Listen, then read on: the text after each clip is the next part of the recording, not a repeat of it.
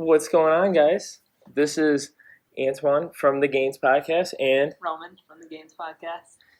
and thank you again for tuning in to another episode.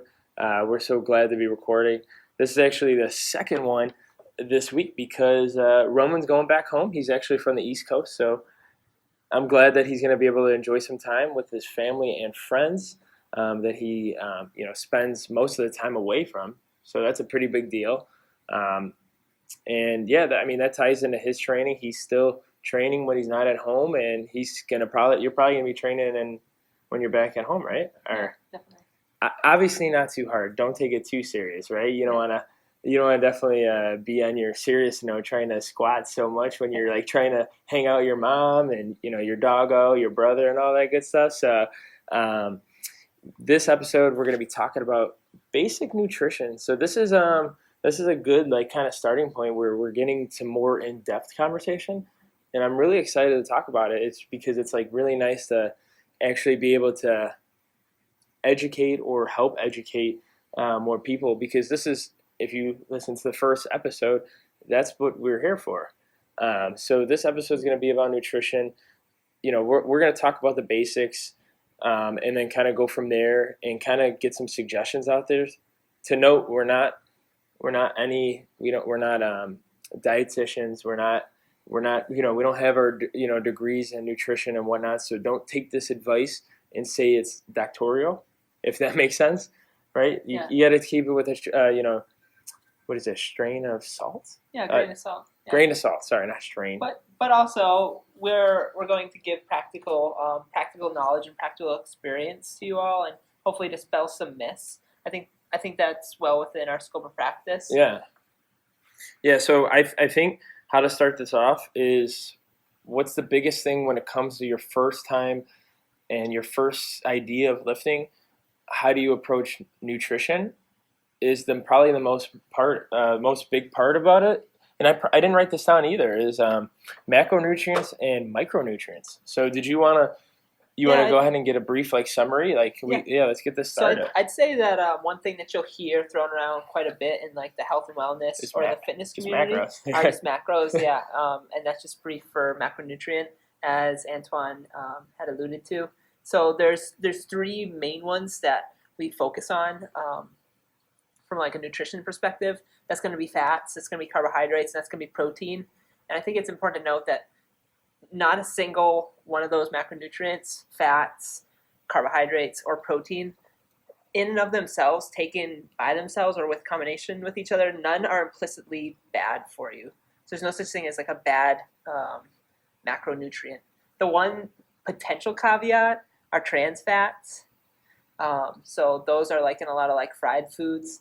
But I'd say if taken in moderation, you really shouldn't have to worry about them too much, unless you take them in full excess. So you crush a bag of potato chips every day, and you go and you Popeye's chicken, and you eat a 10-piece bucket of chicken, and then you go and you fry some ice cream. Okay, maybe you can take it down a notch. Yeah. But I would say other than trans fats, there's various fats, saturated fats, have been villainized in the media in since maybe 1970s. Yeah. I think I'd say, taken within reason, fats are not bad in and of themselves, and actually fats can be very healthy for you.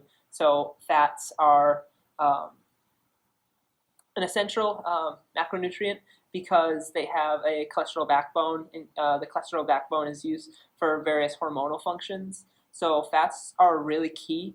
The general recommendation is to never minimize them to less than 10% of your diet. I think that's just the general recommendation. Yeah. But most people probably have them between 20 to 40%. If you're eating a ketogenic diet, you might be closer to the 70%. So you're saying I should put a lot of butter in my coffee and I will lose 10 pounds in 10 days? You could do that, actually, depending on what your overall caloric intake is. Yeah. And your caloric demands. So that is a possibility. I don't really recommend it, but from a flavor perspective, that's gross. Mark Bell really likes doing that kind of stuff. So whatever floats your boat, if you like it from a flavor perspective. So fats are really important. fatty foods would be avocados, nuts, various forms of meat will have fat. So depending on what kind of cut of chicken you have, it'll have a certain fat percentage. Same thing with steak or red meats. Various fish, you can get fatty fish like salmon. The big ones now are omega-3s that people are talking about for brain health and various other aspects. So there's a lot of benefits to fat. So I would say definitely look into like whole foods when it comes to fats, as opposed to like the grab and go like snack foods. Those are going to give you the most bang for your buck, but nothing wrong with fats implicitly. The next one would be carbohydrates. You want to take a swing at carbs? Yeah, and to like what Roman was saying too, to kind of put it all together, when he was talking like ketogenic and everything when it comes to like eating fats, I think what's been going wrong with society today is, we were all like you could see this everywhere when it comes to like researching everything. But back in the day, everything was all low fat, low fat, low fat. I don't want any fats in my diet. And then now it's like crazy. It's like I don't want any carbohydrates. Like why was I eating so many low fat things when I want high fat and no carbohydrates? Yeah. So we won't get too much into that, but I want to point it out there because like, just because there's such a fab diet or, fab way of life where it's like so popular, it doesn't necessarily mean it's going to work for you. And also like, just because you eat one thing and don't eat the other, I mean, overall, that's probably going to get you where you want besides protein. Like, I think protein is more stationary, but we'll talk more about that after carbohydrates. But so, yeah, carbohydrates would also, since we're talking, try to get more basic too. Roman forgot to mention, typically every gram of fat equals 9 calories. Yeah, thank you. Yeah, so like if you eat a scoop of peanut butter, it's pretty much just fats, like 2 grams of carbs and like somewhat protein. And you're going to think about that. That's pretty much how calories are made up. So fats equals 9 calories. And then we're talking about carbohydrates now. So we should say what a calorie is too then. Yeah, go ahead. Yeah, so each macronutrient has their own caloric breakdown, or essentially like energy requirement, or energy that's implicit within 1 gram or 1 unit of that macronutrient. So a calorie is essentially a unit of energy, and it is it's a unit of energy. So that's the best way to look at it. When we take in food like peanut butter, as Antoine mentioned, there's going to be a certain amount of fat in it. There's going to be a certain amount of carbohydrate, depending if it's like sugar added, and depending on like how they refine the peanut butter. And same thing with protein. There's going to be protein in there as well. So a calorie is best to be looked at as a unit of energy. Yeah, and so that's like the main idea when it comes to eating, because you definitely want to produce the amount of food intake where it compels with like the energy of your total genetic makeup as well as your physical performance. We're going to talk about that a little bit later on, but that's like kind of where he's going at and whatnot. So carbohydrates, it's actually defined in like NASM, probably all the training books you've probably read. It's the main source of energy. Typically they're also, instead of 9 calories like fats per gram, it is 4 calories per gram. So every gram of carbohydrate is 4 calories. So 9 and then 4. So carbohydrates is a little bit less dense when it comes to calories per gram. And so typically what I said was carbohydrates, as much as it's the old term, but in a lot of research studies, it is still the main carbohydrate, our main source of energy, I should say, not main carbohydrate. And typically what you're going to see in a carbohydrate is your rice, your starches like white potatoes, sweet potatoes, Laffy Taffies. That's blueberries. Blueberries. And a lot of people will always harp on carbohydrates. That's why I wanted to mention about like the fab diet where it comes to eating so much fats and not so carbohydrates. And I think typically they're speaking on like cutting like the Laffy Taffies out of their diets or stuff like that. I think that's where it gets misled, because a lot of like right now, and so does Roman. Like right now, I think both of us are on like a high carbohydrate / moderate fat, and like I said, protein is more stationary, and we'll talk about that later.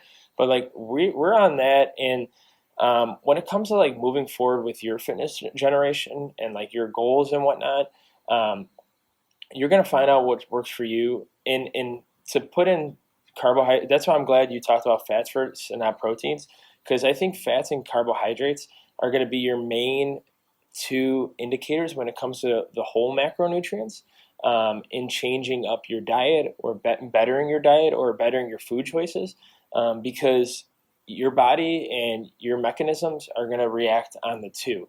Like I said, not so much protein. We'll get into that later. But I want to strive to make sure that's like a main point of this is like carbohydrates and fats are going to dictate kind of your way, because if you eat a lot of both or eat a little bit of both, you're going to have those negative kind of negative effects. Yeah. With obviously gaining weight, as well as like what Roman was saying with fats is a very strong macronutrient when it comes to hormones, because like even if some people are on high carbs and low fat, they're going to experience some hormonal deficiencies, which I've experienced in the past too when it comes to competing in bodybuilding. We'll go about that on a different probably episode when it comes to like competing, that double-edged sword with when it comes to being healthy and whatnot. So carbohydrates is going to dictate that energy source.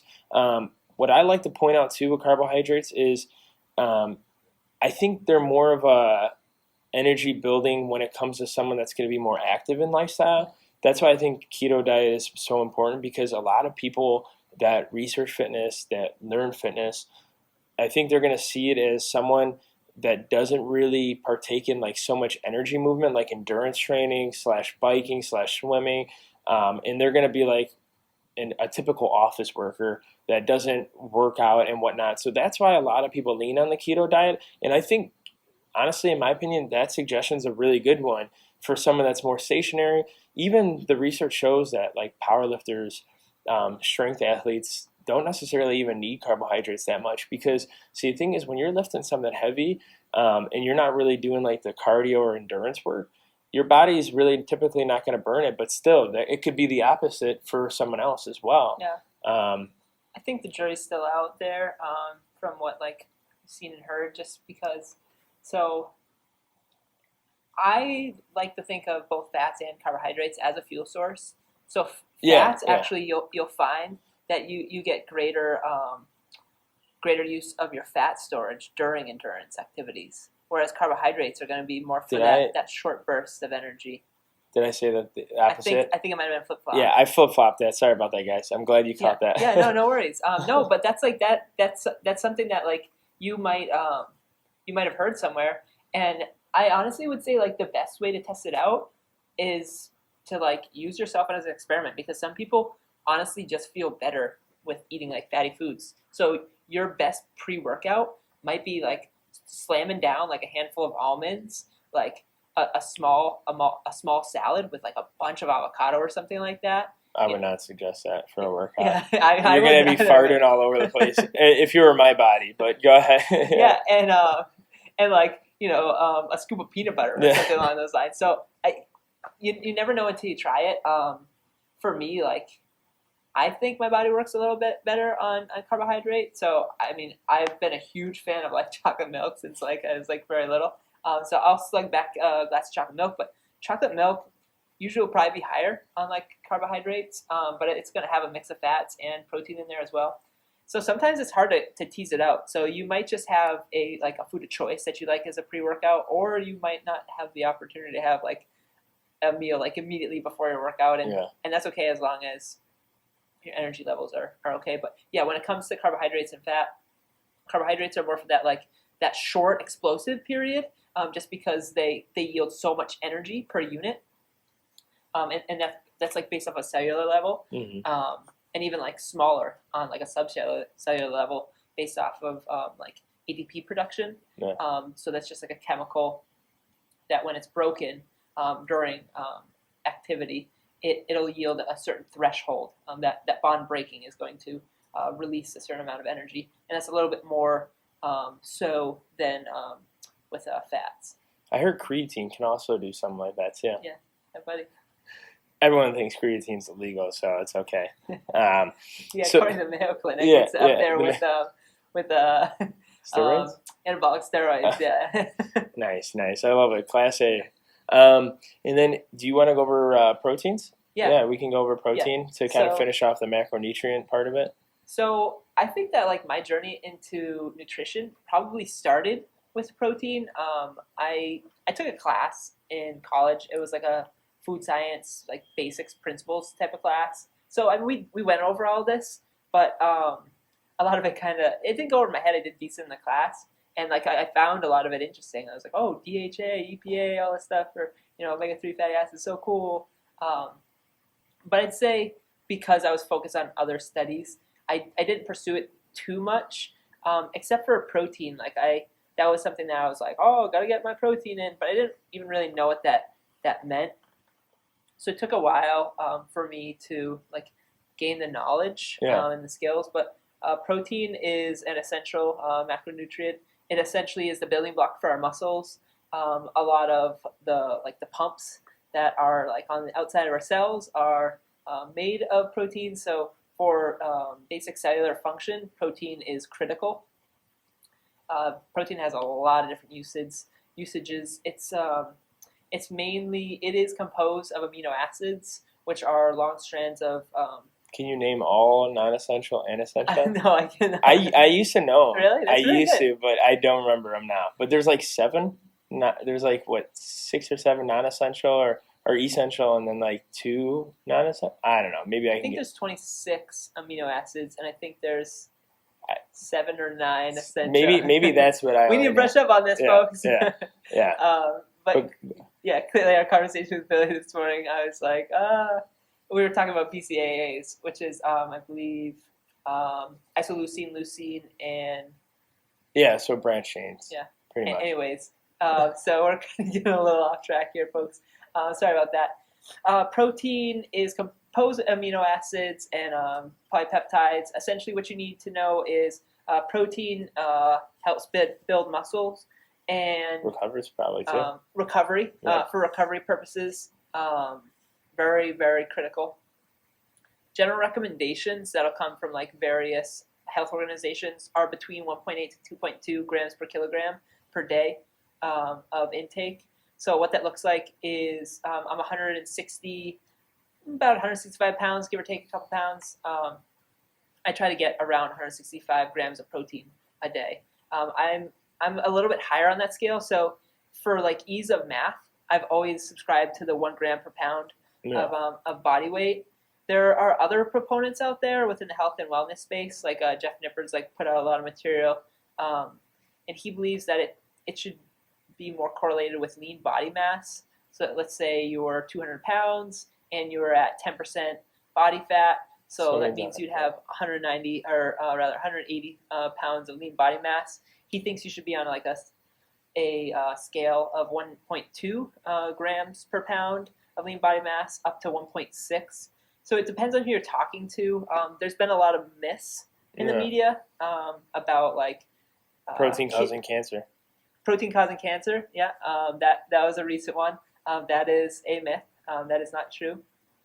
When it comes to like protein causing like kidney issues, kidney failure. Also not really founded in the research from what I've seen and heard. That's come from like very limited instances. I think what they're looking at too is like, for some reason, my beliefs on that was someone who doesn't like endure in muscle building or strength training and who consistently eats like 1 gram per pound of body weight, which is, I wouldn't suggest it when it comes to like someone who doesn't work out, like because it's probably unnecessary at that point. That's true. I should have given the caveat that general recommendation is usually for individuals that because I was gonna mention it. Yeah, I was gonna mention it while you're talking, but I wanted to make sure you finished. Yeah, no, thank you. That's actually a really good point. I believe because I think the general recommendation is probably half that now. Yeah, or half that because of I think exactly half. I think exactly half because I believe for maintenance of muscle tissue, so if you're not looking to like gain muscle, and let's say you don't perform a lot of resistance exercise training. Your main form of exercise is maybe like going for like a brisk walk 3 times a week, or maybe a couple of like longer runs. I'd say like 3 to 10 miles. Anything more than that, you will have like a decent amount of muscle wasting. So I would say that you should probably be between the 1.8 to 2.2 grams per kilogram. But I think for those trying to maintain muscle, it's 1.2 grams per kilogram up to 1.6 grams per kilogram. Okay. So that actually was a good point to make. Yeah, and then the other thing too, what I want to mention is like towards the gear of bodybuilding, at least what I would suggest is when it comes to losing weight or cutting for a show, I always suggest, and what I've seen is honestly, instead of 1 pound, raise it up or 1 gram per pound. I probably would suggest a little bit over that, not like to the point where it's like 1.5. I would suggest a little bit over that because your body can use protein as a source of energy. I think did you mention that, right? No, I didn't. Okay, so you could, I mean, when you're at like a cutting phase and like when you're competing for bodybuilding, I think that's like a good, I guess a good idea when it comes to like to that when you're getting close to that stage weight, because like during my 2 shows, that was like a main thing too, is once I lowered like carbohydrates or fats, I did put the protein a little bit higher because it's also satiating too when you eat protein as well. And it could, it will turn into that energy. Not too much like I would say like, if you really had a choice, I would still suggest carbohydrates and fats because eating, like me, I'm 193 pounds today. If I already like 190 grams of protein, in my opinion, is already enough. Like I wouldn't want to do that. But when I was like 165 and, again, I'm 6'2", when I was competing for my first show, I was eating probably like maybe 175, 180. Yeah. And that's like maybe 15, 20 pounds or grams over my body weight, if that makes sense. So I would say something like that too to add into what you're talking about with protein. So the effect that Antoine's referring to is called gluconeogenesis. Yes, so that's the actual term I was reflecting. Our body is so smart with how it ends up metabolizing macronutrients that it's able to take a protein and convert it into a usable form of energy. It's not as efficient as a carbohydrate, and I believe it's even less as it's less efficient than the process for turning a fat into a usable form of energy. I mean, I'm only assuming that it is going to be like I said. That's why I said like if you're not dieting for a show, I wouldn't suggest like choosing protein over carbohydrates and fats. Like I would totally 100% agree to that. Like it's not as efficient energy. But the reason why that's like really smart that Antoine did that, either like intuitively or just because he put in the time to research this, is what you're looking to do when you're getting down to stage weight or potentially dieting. So he had mentioned one term like satiety. So what that means is like that feeling of fullness. A lot of us, that's what we look for when we eat a meal. We want to be like full after we finish. We'll ask, oh, was that enough? Like, do you feel full, etc. So that's what that term satiety means. But when it comes to like being in a dieting phase, let's say you just want to like lose 10 pounds and you increase your protein intake. What that also can do is some people believe that it helps mobilize more fat, and it can help spare muscle tissue because you have that adequate protein to restore if you are performing resistance exercise training. So you're getting your squats, your bench, your deadlift, etc. So it can help for repairing and also growing the muscle tissue potentially. There's only certain populations like newbie gains, and then maybe potentially during recomp, but it's kind of, I think that's still like a little controversial. Yeah, and like the last like funny thing to add on this, to the starting point of macronutrients is I remember back in the day when I first started lifting, some of the bodybuilders and stuff would suggest like, 2 grams per body weight. So like imagine telling someone 2 grams per pound. Yeah, 2 grams per pound, and imagine like me in high school when I was trying to eat. I was probably almost near 200 still. Imagine eating, holy heck, 400 grams. Yeah, like almost. Yeah, like, and actually, when I heard that, I actually was like, I kind of realized it even in the beginning, and I was like, maybe I'll start at 1.5. It's like 4 pounds of fish and then like 4 rice cakes. So I was giving so much of my money away to those protein companies. Thank goodness I can barely digest protein because I don't even buy protein that much anymore. Like I get talked to Roman a lot is I hardly can drink it now. I don't know if it's because of the milk product in like natural whey. But there are some protein powders that I've had luck on, but most of the time I can only eat it when it's in like a baking format. I don't understand why that is yet. We're trying to figure it out. Roman and I have discussions about it all the time. It's like a weird thing that I never had in my like I had a problem in my life. But yeah, so like I have that problem. So I just usually just bake with protein and I don't really drink it anymore. And to Roman's earlier point, like with protein, I would suggest still whole foods. And then to sum up the basic general knowledge about macronutrients, since we're probably only going to have 4 minutes probably left this episode, is give that idea of most of the time, if you can control that time, try to eat as much whole foods as possible, and try to go off that, because most of the time there are numbers like, hey, if you eat an 80-90% of the time, you can kind of get away with it. It's not that serious. But like overall, like you still want to put like those foods that are going to fuel your body. So I would suggest to find those foods and kind of test them out. Get a notepad, put it on your phone. iPhone notes is really easy. You don't even need a notepad these days. Is write down like, hey, I found out like white rice makes me feel so bloated. When I get to the gym, I feel like a fat slug. Cool. Don't eat white rice. I ate a cupcake before the gym to try to get some fast-acting carbohydrates, but I felt like crap. Cool. Don't eat that again. It's like things like that where these suggestions can be so easy. But like apple juice or orange juice works for me. Yeah. And exactly. So like instead of like a refined sugar where it's a little bit fast, or even what I forgot to mention in carbohydrates too is the GI of carbohydrates, glycemic index, meaning the production of how fast you digest them. I don't know if that's really important to everybody, but if you look at like a GI index on a lot of foods, you can kind of see what's like fast-acting and slow-acting carbohydrates. And because we were going to talk about nutrition timing and whatnot, but like kind of a general rule of thumb, like you can control like what kind of carbohydrates you have before the gym and after the gym. Obviously, if it's after the gym, you want slow digesting.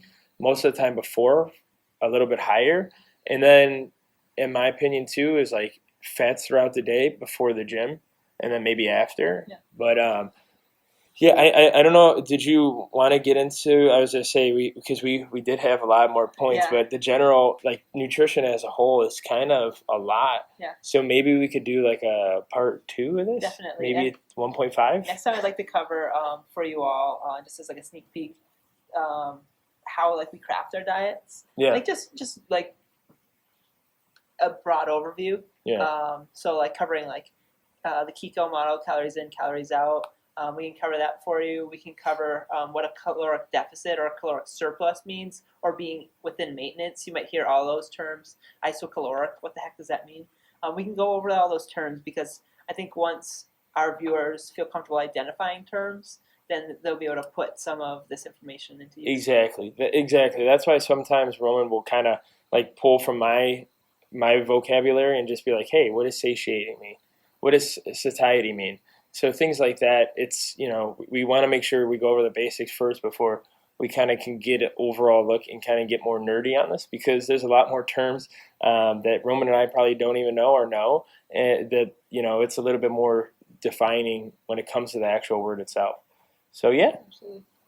Thanks for tuning in. I mean, this is another great episode. I love it. I mean, Roman, yeah, this is awesome. Check us out, YouTube, Stitcher, Buzzsprout, Spotify, Apple Podcasts, even the podcast app.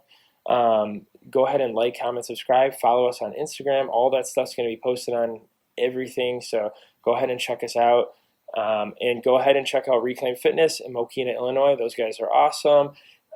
Anything else you want to add? That sounds good. Awesome. Well, peace, guys. We'll see you next time. Take care.